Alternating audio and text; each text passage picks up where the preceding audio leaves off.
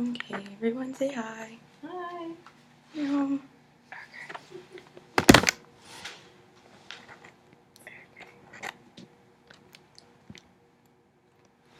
Okay. Hello, everyone, and welcome to my mother's office. My name is Taylor Barrett, and I work for Memorial Hermann Pearland Emergency Room. In a normal shift, which runs about 12 hours, I will see from 10 to 20 patients that have been diagnosed with a virus.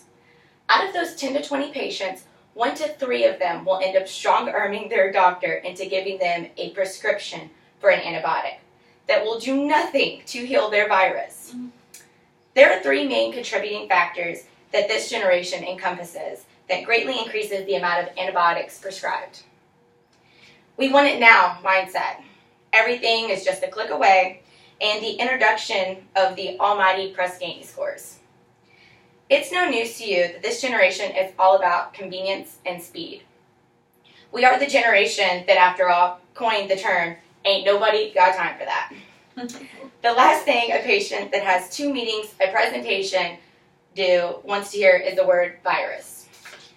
Viruses have to run their course, whether it be a 24-hour stomach bug that leaves you feeling horrible, or a 6-month mononucleosis virus that there's still no magic pill for, and nothing that's going to heal you overnight or within a couple of days.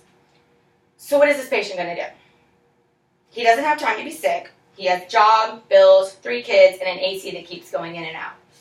So what does he do? He jumps on the web, because even though this doctor has spent 6 years in medical school, he must be wrong. There's no way that he can just be sick. He needs to be better right now.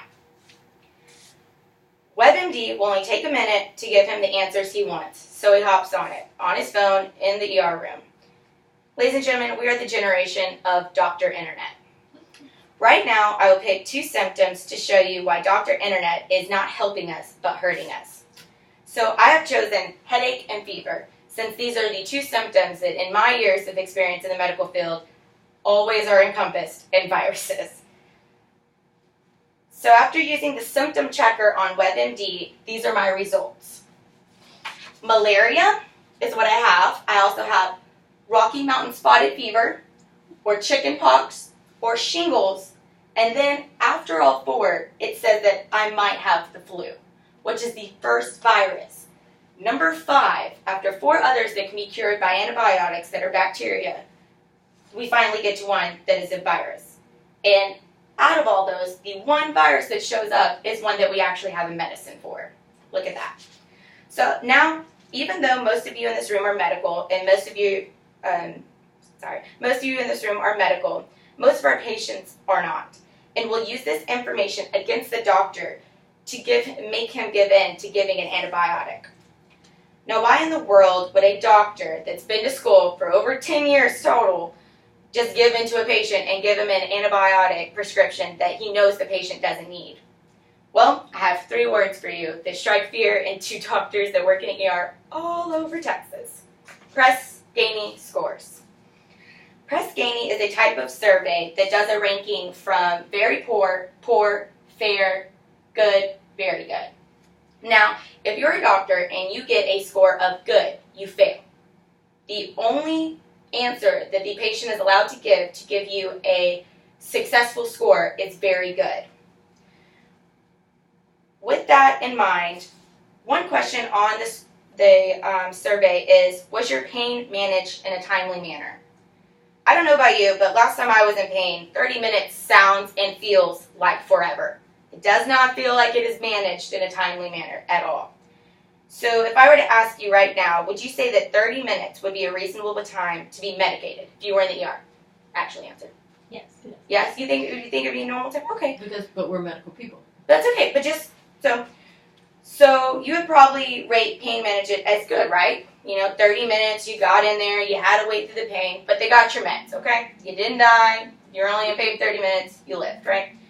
So what if I told you that to get those pain medicines out of the Pyxis system and to you, first a triage nurse has to come in and triage you. What a triage is basically over 30 questions and probably almost longer than this entire speech of everything that's happened in your life that leading up to now has brought you into the ER.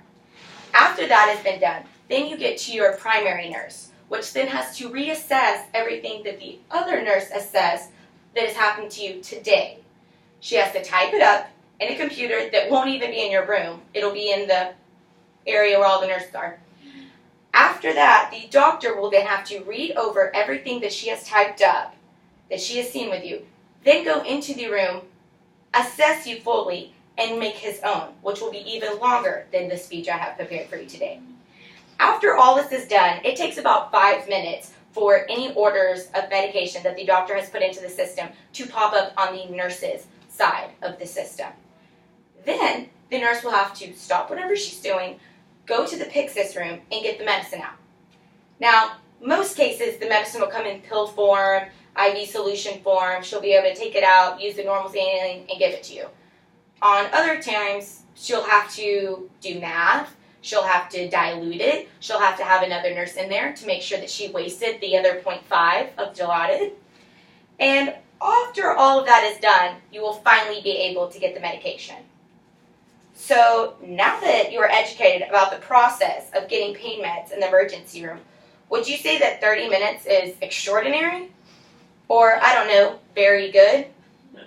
Because earlier you answered good, and the doctor that was seeing you, that got that pain medicine to you in 30 minutes, failed his Press Ganey scores. This is the same problem with viruses.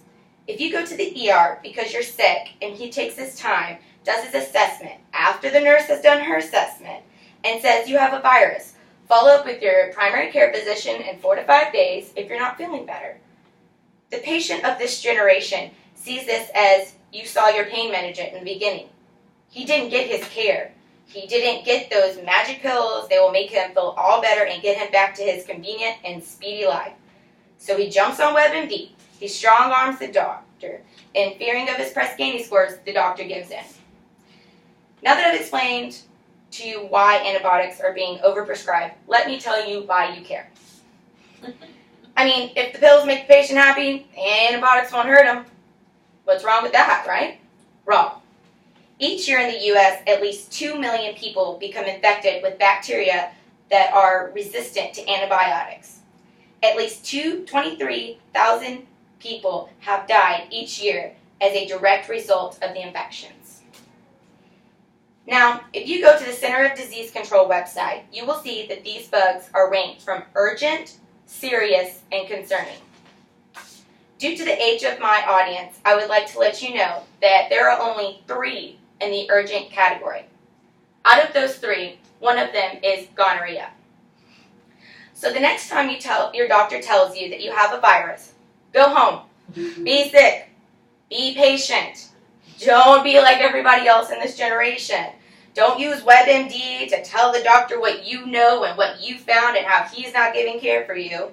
Let the virus run its course.